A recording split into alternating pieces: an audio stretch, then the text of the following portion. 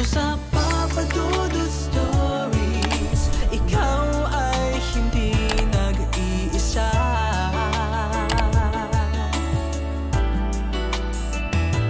Dito sa Papa Dudut Stories, may nagmamahal sa'yo.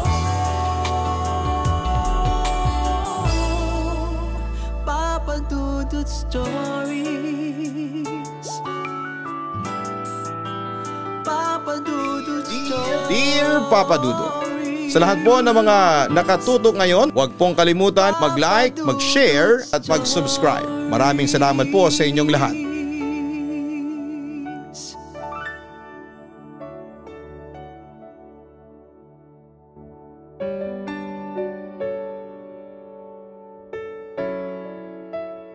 Sa totoo lang ay wala na akong balak pangbalikan ang masalimuot kong nakaraan. Sa tuwing naaalala ko kasi yon ay hindi ko maiwasang maiyak. Para bang gusto ko nang mamatay. Pakiramdam ko kasi ay wala nang saysay pa kung mananatili pa ako sa mundong ito. Nawala na sa akin ng lahat, Papa Dudut. Kinuha ng walang kaabog-abog. Kinuha ang lahat ng mga mahahalaga sa buhay ko. Kaya tuloy madalas akong napapaisip kung bakit sa dinami-rami nang pwedeng bigyan ng kamalasan ay ako pa ang maswerteng pinagkaitan. Kaya naman tuloy ay kwene-question ko ang may kapal kung pinanganak lang ba ako sa mundong ito para magdusa sa panghabang buhay. Dear Papa Dudut, tawagin mo na lamang ako sa pangalang Christy. 35 years old na sa ngayon at kasalukuyang nakatira dito sa Taytay, Rizal. Matagal mo na akong tagahanga at kamakailan ko lamang natuklasan ang iyong YouTube channel na Papa Dudut Stories, kaya agad akong nag-subscribe. Samantala pilit kong binubura sa alaala ko ang mga malulungkot, masasakit na nangyari sa buhay ko. Kaya ikukwento ko na lamang sa programa ninyo ang ilang mga masasayang pangyayaring naganap sa buhay ko. At isa sa mga nagpasaya sa buhay ko noon ay si Romy. Nakilala ko siya sa mall na pinagtatrabahuhan ko noon at masasabi kong nahuli niya agad ang aking atensyon, kasama pati na rin ang puso ko. Aba, ang sipag mo ha? Ikaw na ang ulirang sales lady ng mall. Puri sa akin ang aking kaibigan at kapwa sales lady na si Ofelia. Kasalukuyan ako nag-aayos ng mga damit sa pwesto ko. Well, talagang ganyan. Kailangan kong magsipag para maging regular employee. Ang sabi ko naman. Talaga? Baka naman nagpapa-impress ka lang kay Sir Romy. Intriga sa akin ang aking kaibigan. Natawa lamang ako sa sinabi niyang yon. Tumigil ka nga dyan, baka marinig ni Sir Romy yan. Nakakahiya, saway ko pa sa kanya. Pero hindi ko na yon sineryoso. Ano ka ba? Okay lang na marinig ni Sir Romy na crush mo siya. Insist niya sa akin. Ano ba bakla? Huwag kang itsusera. Bakla ang tawag ko kay Ofelia dahil kababaeng tao. Pero daig pa ang Becky sa kaharutan. Nagtawanan lamang kami pagkatapos ko siyang sawayin. Pero umamin ka, Christy. Crush mo siya, hindi ba? Usisa pa niya sa akin. Sa puntong yon, dahil na rin sa kakulitan ng aking kaibigan ay napaamin na niya ako. Oo, crush ko si Romy. Sino ba naman ang hindi magkakagusto sa kanya? Mistiso, gwapo, matangkad, matangos ang ilong, maganda at may abs ang katawan. Pero Ofelia, magkaibigan lang kami ni Romy. At saka ayaw kong masamain yung pagiging mabait niya sa akin. Paliwanag ko. Talaga? Crush mo si Sir Romy? Kinikilig pero malakas ang pagkakasabi noon ni Ofelia. Dinig tuloy ng ibang sales ladies malapit sa amin. Ano ba Ofelia, huwag mo ngang i-broadcast nationwide yung sekreto ko. Bulong ko sa kanya. Maganda nga yun Christy, at least malaman niya hindi ba? Pangaasar pa niya sa akin. Pero nakakahiya Ofelia, baka intrigahin ako ng mga kapwa natin sales lady at sabihin kumakabit ako kay Sir Romy para lamang ma-regular. Concern ko. At naintindihan naman yon ng aking kaibigan. Okay fine, sige. Isisip ko na lang ang lips ko. Samantala'y nagulat kaming dalawa nang makita naming palapit sa amin si Sir Romy. Kaya pareho kaming nag-behave ni Ofelia at masaya namin siyang binate. Sir, bakit po pala kayo lumapit? Tanong ko sa kanya. Gusto ko lang makibalita sa iyo Christy. Ano? Marami ka na bang nabenta ngayon? Pwede bang makita yung listahan ng mga nabenta mo? Tanong pa niya sa akin. Agad ko namang ibinigay sa kanya ang kanyang hinihingi. Marami po akong nabenta ngayon, pagmamalaki ko. Aba oo nga no, marami kang benta. Alam mo ba Christy, may posibilidad kang maging regular. Di bale, ire-recommenda kita sa department manager para ma-regular ka.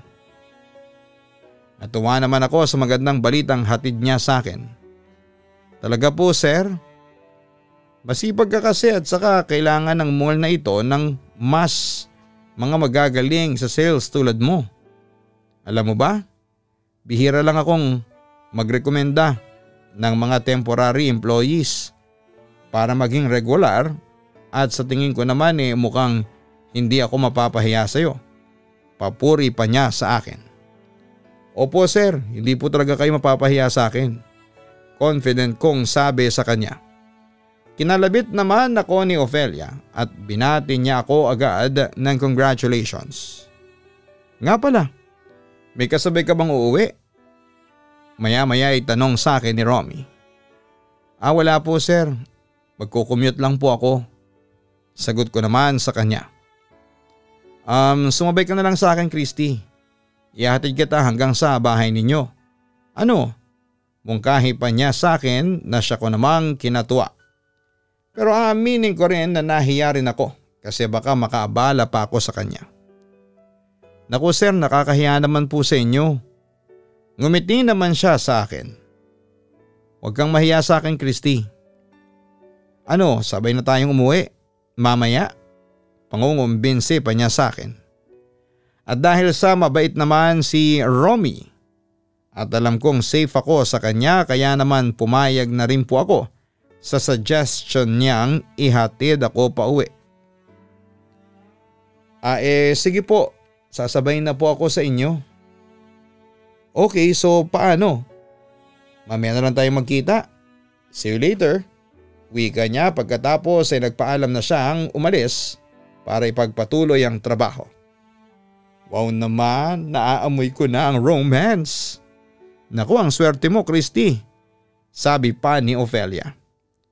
Nang tuluyang makaalis na ang aming boss. Napangiti lamang ako sa kanya bilang tugon papadudot. Mabait na boss si Romy at sa lahat ng mga sales lady sa mall na pinagtatrabahuan ko ay ako ang pinaka-paborito niya. Dahil maganda naman ang working performance ko doon sa mall.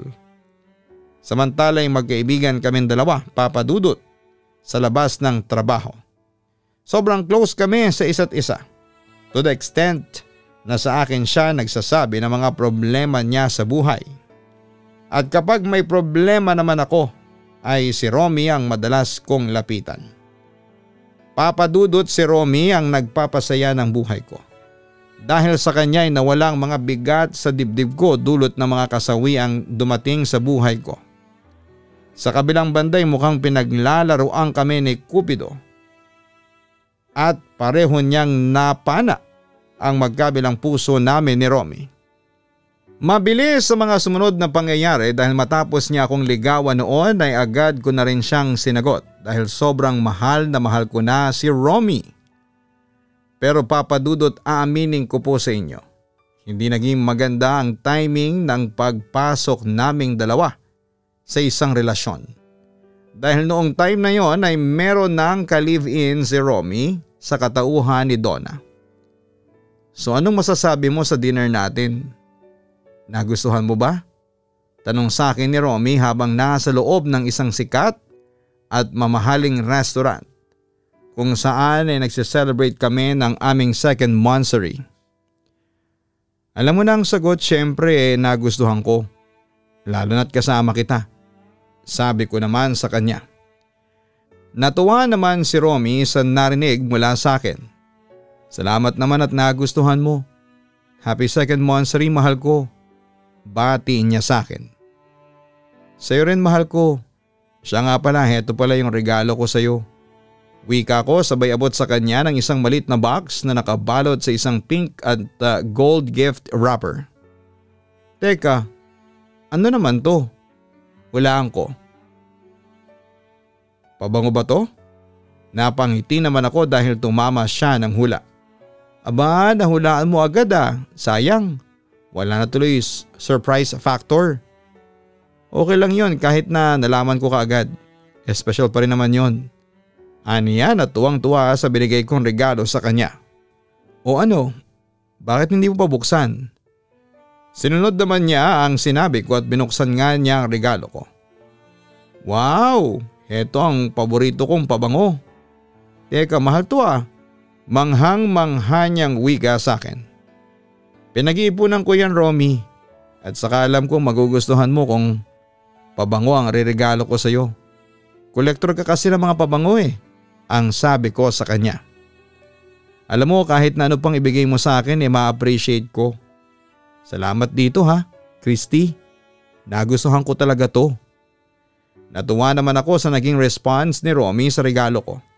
Very worth it ang pag-iipon ko ng ilang linggo para lamang maibili siya ng mamahaling pabango na yon. Sa puntong yon ay siya naman ang may inabot na regalo sa akin. Christy, heto naman yung regalo ko sa iyo. Sana magustuhan mo. Nakaramdam naman ako ng labis na excitement. Ano naman to? Tanong ko sa kanya.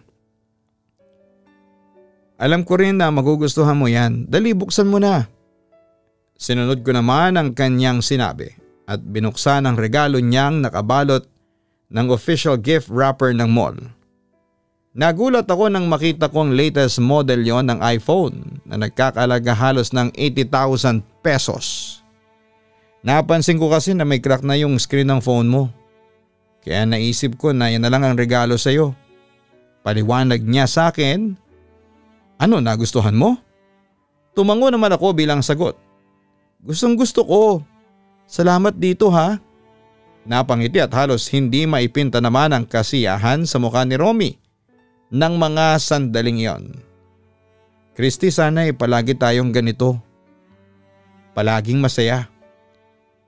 Ngunit sandali lang ang naging kasiyahan namin nang biglang tumunog ang messenger notification sa phone niya. Yun pala ay nagpadala sa kanya ng message si Donna. Tinatanong kung anong oras uuwi si Romy. Huminga naman ako ng malalim nang mapansin kong naging abala na siya sa kanyang cellphone. Romy, sa 2 buwan nating relasyon, hindi naman ba nakakahalata yung live-in partner mo? Walang pakialam si Donna sa akin. Besides, hindi naman kami kasal eh. Kaya kahit na madiscover niya ang relasyong meron tayong dalawa, hindi rin makakapalag sa akin yun. Paniniguro niya sa akin. Naging mabuti bang karelasyon si Donna sa iyo? Kung naging mabuti siya sa akin, baka hindi kita mapapansin. Wika niya sa akin. Ewan ko ba, pero hindi ko siya makuhang mahalin. At hindi lang yun. Nararamdaman ko noon pa man na kaya lang niya ako pinatulan para sa pera. Malungkot na pagtatapat niya sa akin. Kaya pala hindi mo siya makuhang mahalin. Pero Romy, paano naman ang mga anak mo kay Donna? O sisa ko pa sa kanya. Huwag kang mag-alala sa mga anak ko. Ako nang bahala sa kanila. Basta Christy, pinapangako ko sa iyo. Hindi ka nila magugulo.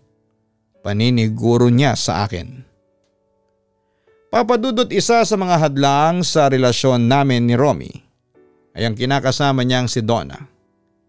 Noong panahong nalaman ko yon ay nagdalawang isip talaga ako kung itutuloy ko pa ba ang pagmamahal kay Romy. Inaamin ko rin sa kanya na nakonsensya ako dahil ayaw kong manira ng pamilya. Bagamat di naman legal na mag-asawa sina Romy at Donna, still ay merong higit na magsasuffer sa pangangaliwa ni Romy. At ito ay ang mga anak nila. Pero papadudod kinampante ni Romy ang loob ko at patuloy niyang tinanggal ang mga pag-aalinlangan ko sa pagkakaroon namin ng relasyon. At yun nga papadudod, unti-unting nawala ang mga agam-agam ko at tinuloy pa rin namin yon ni Romy kahit na alam naming bawal. Samantala sinikap naming maging tago ang relasyon namin ni Romy. Kapag nasa mall ay boss ang pagturing ko sa kanya. Iwas na iwas kami sa feelings namin dahil natatakot kaming intrigahin. Pero kapag day off naman namin ay saka naman namin ginagawa ang mga bagay na hindi namin magawa kapag nasa trabaho kami. Grabe, para kaming mga nakawalang hayop sa kulungan. Madalas kaming kumain sa labas, manood ng sine at mag-rent ng kwarto sa motel. Halos araw-araw na lang yata kaming naglalaro ng apoy. Kumbaga kapag lumalabas kaming magkasama ay mag-asawa talaga ang turingan namin sa isa't isa. Ikaw talaga, hininto mo yung sasakyan para lang maglambingan tayo. Sabi ko sa kanya habang nilalambing niya ako sa loob ng kanyang sasakyan. Hindi ko kasi mapigilan natatawa niyang sabi sa akin. Maya-maya'y muling tumunog na naman ang messenger notification ng kanyang phone at nagpa siya siyang tingnan. Nagbago ang kanyang mood nang binasa niyang mensahe na ayon sa kanya ay galing kay Donna. Christy, may sasabihin pala ako sa iyo. Maya-maya'y wika sa akin ni Romy. Nakipaghiwalay na ako kay Donna. Pag-amin niya sa akin. Nagulat naman ako sa aking narinig. Yung mga anak mo, anong sabi nila? Concerned kong tanong sa kanya. Nasa probinsya sila nung maghiwalay kami. Wika niya. Ewan ko ba papadudod pero nang sandaling yon ay hindi ko makuhang magsaya. Siguro dahil naisip ko na merong mga batang magsasuffer kinalaunan. Pero sa kabilang banda mahal ko si Romy at hindi ko siya kayang i-give up. Since naghiwalay na kami ni Donna, bakit di na lang tayong magsama sa isang bahay? Mungkahin niya sa akin. Napatingin naman ako sa kanya at hindi makapaniwala. Talaga? Tatanggapin mo ba? Seryoso niyang tanong sa akin. Oo naman. Pumapayag ako, total naman nagmamahala naman tayong dalawa. Bagamat nag-aalinlangan nung una, sumagot din ako ng naaayon sa aking totoong nararamdaman. Huwag kang mag-alala at hindi mo pagsisisihan ang desisyon mong sumama sa akin. Tatandaan mo, kahit na anong mangyari, ipaglalaban ko ang pagmamahala natin. Mahal na mahal kita. Sabi pa niya sa akin na siyang nagpagaan ng aking loob. Baka balikan tayo ni Donna. Hindi ba sabi mo palaban yun? Hindi yun papayag na matalo siya. Pag-aalala ko. Huwag kang matakot kay Donna. Hindi niya tayo magagalaw. At saka kilala ko ang babaeng yun. Duwag yun. Hindi yun lalaban, panigurado niya sa akin. Sana nga Romy, sana nga lang. At huwag tayong maging problema sa kanya. Nga pala, malapit na ang first anniversary natin. Mabilis naman siyang sumagot. Kaya nga magsama na tayo. Bago pa sumapit ang ating first anniversary. Aniya. Anyway, saan mo pala gustong mag-celebrate? Nakakasawa na yung mga bahay at mall lang ang pinupuntahan natin. Wika ko sa kanya. So what if mag out of town tayo? How about Baguio? Suggestion niya sa akin. Agad naman akong pumayag. Siyempre naman, oo gusto ko. Sino ba namang makakatanggi sa Baguio, hindi ba? Excited kong sagot sa kanya. Paghahandaan ko talaga yun para sa'yo. Gusto ko kasing bigyan ng kakaibang experience ang bawat monthsary natin. Ang sabi pa ni Romy na handang gawin ang lahat. Mapasaya lamang ako. Thank you mahal. Ang swerte ko talaga sa iyo. Sabi ko naman sa kanya. Wala akong regrets sa desisyon kong mahalin siya, Papa Dudut, dahil sa loob ng halos 1 taon ay paraiso ang ibinigay sa akin ni Romy. Papa Dudut, nag-live-in kami ni Romy pagkatapos nilang maghiwalay ni Donna. Grabe. Wala pong mapaglagyan ang kasiyahan namin ni Romy noon. Namuhay talaga kami na parang legal na mag-asawa. Nang mga panahong yon ay hindi na kami natakot na ipakita at ipalam sa mga taong nakakakilala sa amin na may relasyon na nga kami ni Romy. Pero Papa Dudut, hindi rin naging madali sa amin ang sitwasyon dahil maraming tutol sa relasyon namin. Isa na roon siyempre si Donna at mga kaanak niya. Dahil sa sobrang nasaktan noon si Donna, ay binantaan kami ng mga kaanak na manggugulo sila sa buhay namin. Tutol din ang mga magulang ni Romy sa akin dahil para daw sa kanila ay hindi raw ako karapat dapat para sa anak nila dahil sa madilim kong nakaraan. Pero Papa Dudut, nanatiling matatag kami ni Romy at hinarap namin ang lahat ng pagsubok na dumating sa relasyon namin. At napagtagumpayan namin ni Romy ang lahat ng hamon sa amin dahil wagas ang aming pagmamahalan. Samantala kahit na sandamakmak ang dumating na problema sa buhay namin, ay naging matatag pa rin ang pagmamahalan namin ni Romy. Pero sadyang tutol talaga ang mundo sa relasyon naming dalawa, kaya naman nagpatuloy pa rin ang pagdating ng mga problema na pilit na sumisira sa katatagan ng pagmamahalan namin ni Romy. At isa sa mga naninira ng relasyon namin ni Romy ay si Donna, na noon ay ayaw tumanggap ng pagkatalo mula sa akin. Hanggang sa isang araw ay nagulat na lamang ako nang biglang lusubin kami ni Romy sa aming tinutuluyang apartment. Donna, anong ginagawa mo dito? Gulat kong tanong sa kanya. Kitang-kita ko naman ang galit sa ekspresyon ng mukha ng ex-live-in partner ni Romy. Nasaan na si Romy? Tanong niya sa akin at tila nagdedemand na sagutin ko ng maayos. Ngunit sinagot ko lamang siya ng isa pang tanong. Ano bang kailangan mo sa kanya? Sa puntong yun ay sumabog na sa galit si Donna. Huwag kang makialam dito, Christy. Kakausapin ko lang ang asawa ko. At dahil sa malakas ang boses ng babae at halos mag-iskandalo na sa labas, kaya nagpasya na si Romy na lapitan ang dating karelasyon. Donna, anong ginagawa mo rito? Seryosong tanong ni Romy sa kanya. Bigla namang nawala ang mataray na aura ng babae at naiyak itong lumuhod sa harapan ng partner ko. Romy, pakiusap, bumalik ka na sa bahay natin. Hihintayin ka ng mga anak natin. Mahal na mahal kita. Pagmamakaawa pa niya. Ngunit hindi na kumbinsi noon ang partner ko. Patawarin mo ko, pero hindi mo na ako mapababalik pa sa atin. Hindi na kita mahal, tahasang sinabi niya dito. Huwag ka naman ganyan sa akin.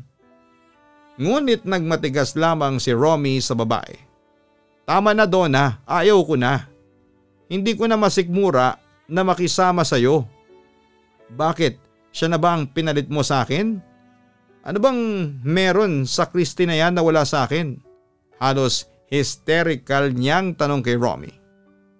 Siya ang pinalit ko sa iyo kasi siya ang nagmamahal at nagpapasaya sa akin. Habang ikaw, huminga muna ng malalim si Romy bago siya nagpatuloy.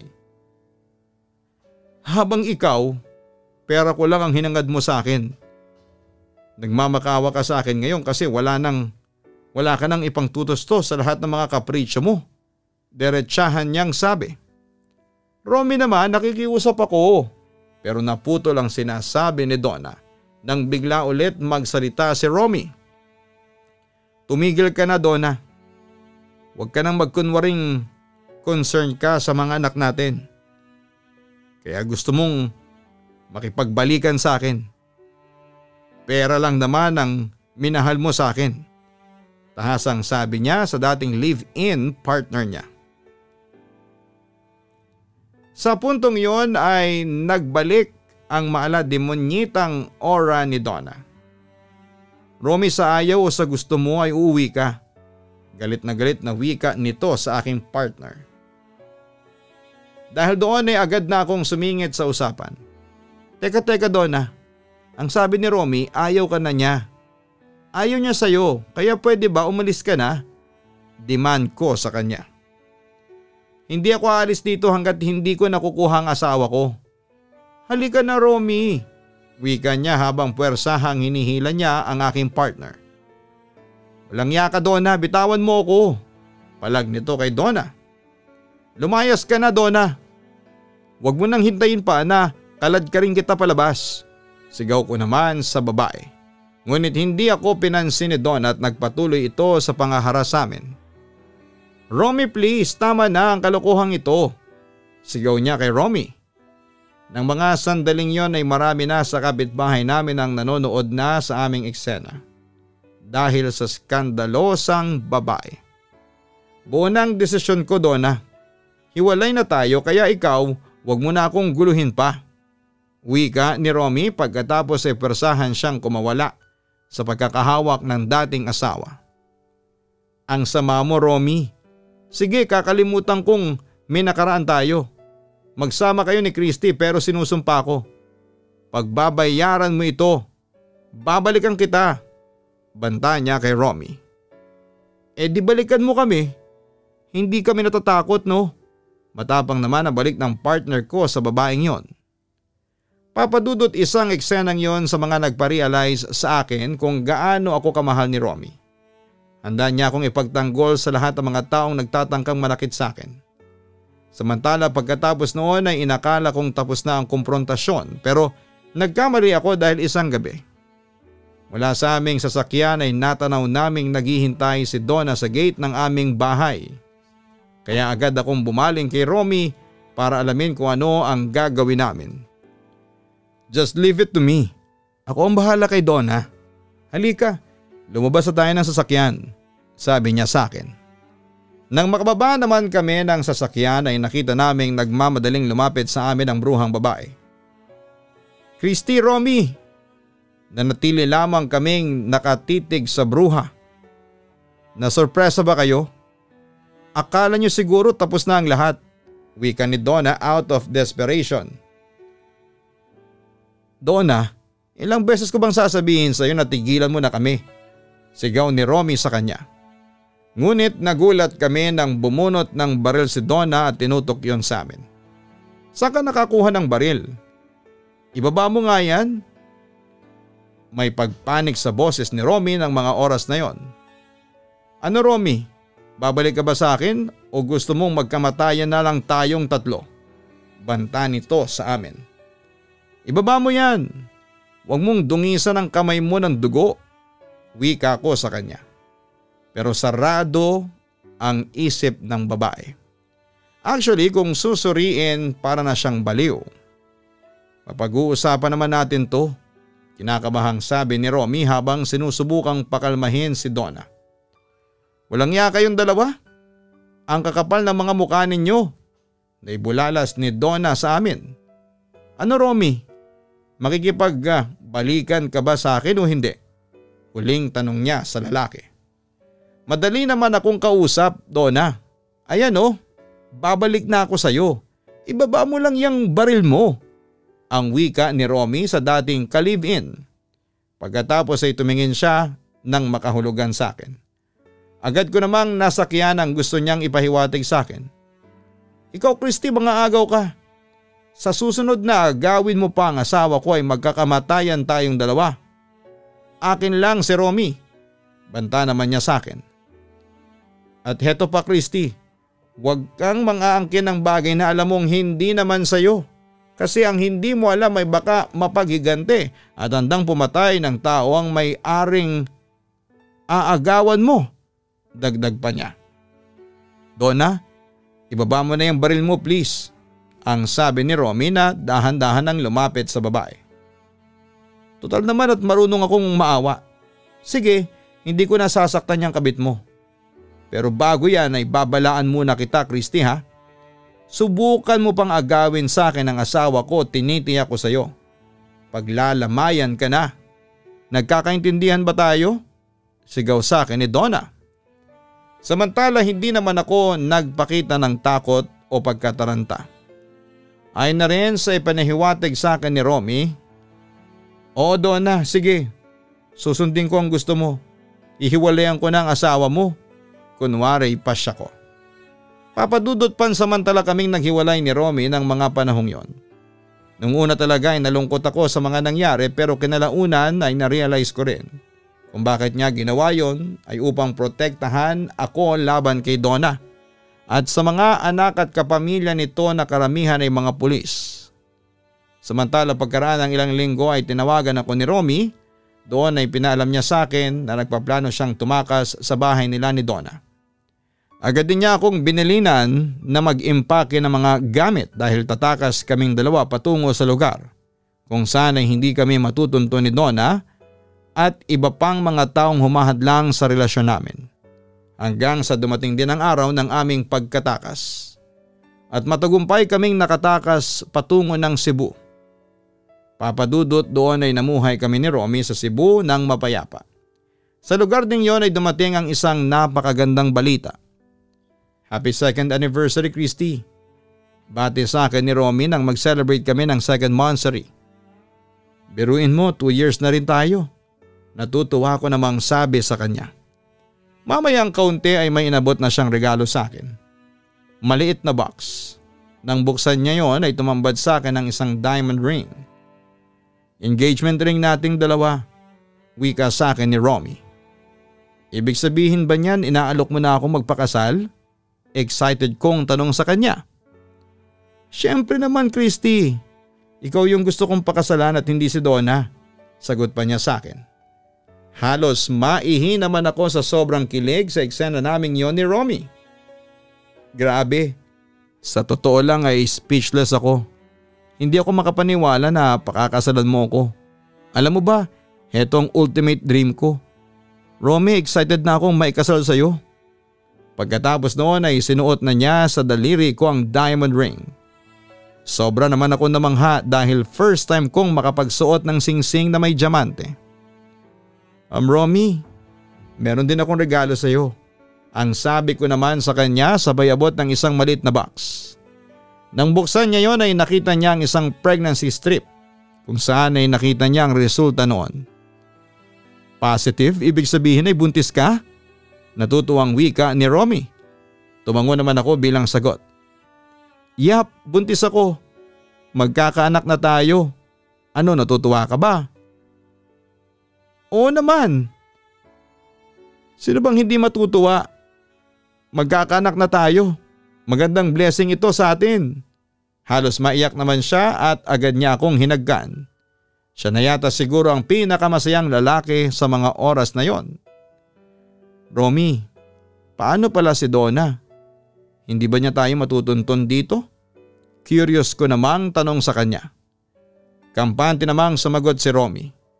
Hindi tayo matutunton ni Donna rito. Hindi niya alam itong lugar natin at saka walang pera yon para ipahanap tayo. Kung sabagay may punto ka. Masyado lang ako nagiging paranoid. Napapailing kong wika. Basta Christy, kahit na anong mangyari, hindi kita pababayaan. Tandaan mo rin na handa kitang ipaglaban at ipagtanggol sa mga magtatangkang mangapi sa'yo. Dadaan muna sila sa bangkay ko bago nila magawa na masaktan ka. Paniniguro niya sa akin. Romy, aasahan ko yan. Aasahan namin yan na magiging anak natin. Oo Christy, mahal kita. Till death do us part. Sabi pa ni Romy sa akin pagkatapos ay muli niya akong hinagkan. Mahal din kita Romy. Ikaw lang ang buhay ko. Bulong ko pa sa kanya bago naming pagsaluhan ang gabing yon. Papadudot, hanggang dito na lamang po ang sulat ko. Pinuputol ko na po ang pagkukwento dahil hindi na kaya-aya ang mga sumunod na mga pangyayari. Masakit na sa akin na maalala pa ang mga yon. Siguro dahil na rin sa karma, kaya puro kamalasan na ang dumating sa buhay namin ni Romy. Papadudot, namatay sa isang madugong komprontasyon si Romy bago pa man kami kasal. At ang salarin ay si Donna. Sa totoo lang ay nakatanim pa rin sa utak ko yung kaawa-awang itsura ni Romy habang nakahimlay noon sa morgue. Duguan at walang kapag-apag-asang mabuhay. At dahil sa hindi ko pa nakayanan, ang pighati ay nawala din sa akin ng anak ko. Sa madaling salita ay nakunan po ako. Papa Dudut, habang tinatype ko ang sulat kong ito, napapaiyak talaga ako sa sobrang sakit. Napapaisip ako kung eto ba ang kabayaran sa mga taong inagrabyado namin. Bakit nangyari sa akin ang mga yon? Sobrang sama ko bang tao kaya kinuha sa akin ng Diyos ang dalawang mahalagang tao sa buhay ko? Madalas ko tuloy sumbatan ang Diyos kung bakit niya ako hinayaang malugmok sa ganong sitwasyon. Papa Dudut, 2 taon na rin ang lumipas simula nang mawala sa akin sina Romy at ang anak namin. Pero sariwa pa rin sa akin ang lahat. Sa pagkawala nila ay tinalikuran ko na ang mundo. Sinumpa ko ang Diyos at ang sarili ko. Nawala na ako ng pag-asa pang maging masaya. Papa Dudut, sa puntong ito ay gusto ko nang mamatay. Wala nang nagmamahal sa akin. Mag-isa na lamang ako sa mundo, walang karamay, walang masasandalan. Kaya ako sumulat sa programa mo kasi hindi ko na talaga kaya. Bibigay na ako. At saka napakinggan ko rin dati na isang listener nyo dati ang nagpadala ng liham ng pamamaalam sa programa ninyo bago siya namatay. Kaya na-inspired ako sa ginawa niya. Bukod sa wala na rin ako mapagsabihan pa ng mga hinanakit ko sa buhay bukod sa programa ninyo.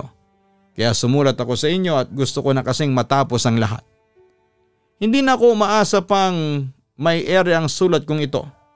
At saka Papa Dudut, sana po ay buhay pa ako kapag nabasa ninyo ang liham ko.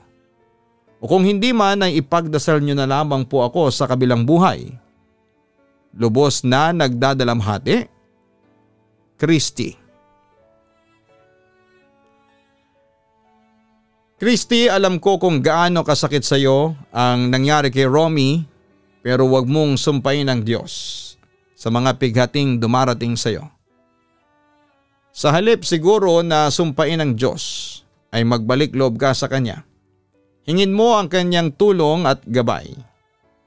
Alam nating lahat na hindi tayo pababayaan ng Diyos at ang mga pagsubok na dumarating sa atin ay kaya nating lampasan. Kung ibibigay lang natin sa Kanya ang ating puso at tiwala. 2 taon na ang lumipas, panahon na para tanggapin mo na ang katotohanan. At isarado na ang masalimuot na yugto ng iyong buhay, it is time to move on. Tandaan mo, buhay ka pa sa mga oras na ito at isa lamang ang ibig sabihin yan. Gusto ng ating Panginoon na i-maximize mo ang panahong ibinibigay niya sa iyo. Hindi pa huli ang lahat, Christy, at marami ka pang pwedeng makita, makasalamuha, at maraming magagandang opportunities at exciting na possibilities ang maaaring naghihintay pa sa iyo. Kaya Christy, huwag kang sumuko sa pagsubok. Maging matatag ka at higit sa lahat ay magdasal sa ating Panginoon. Tandaan mo, anuman ang payong may bigay ko sa iyo, pero ang Diyos pa rin ang tunay na makakatulong sa problemang pinagdaraanan mo. Ipagdasal po natin si Christy na bigyan siya ng tatag ng kalooban. Hanapin ang Kaistorya YouTube channel para sa horror stories. Mag-subscribe din po sa Papa Dudut Family YouTube channel. Maraming salamat po.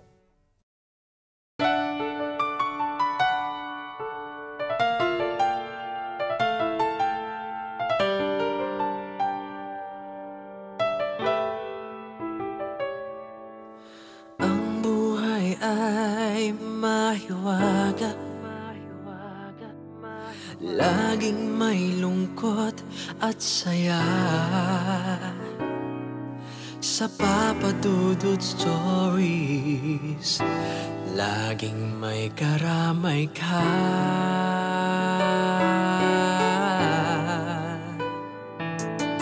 Mga problemang kay bigat, dito ay pakikinggan ka. Sa Papa Papadudod Stories. Kami ay iyong kasama.